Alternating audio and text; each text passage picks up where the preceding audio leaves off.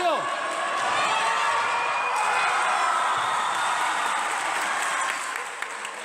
Eso, pronto.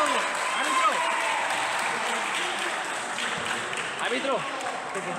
Una cosa, cuando se deja el fútbol, el árbitro levantaba un poco, la levanté, y cada vez que los pies al suelo, pues se la levanté.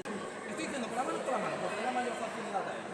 Chicos, soy más fuerte en defensa. Alejandro, no me la puedo hacer desde debate. No me la puedo. Bien, Roberto.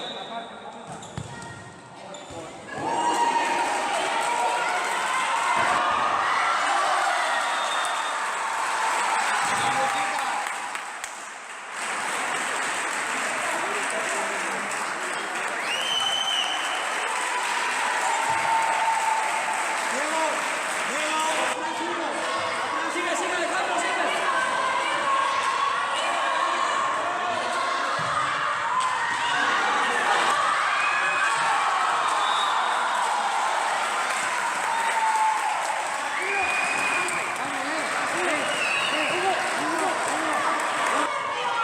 ¡Al otro lado, Lucas!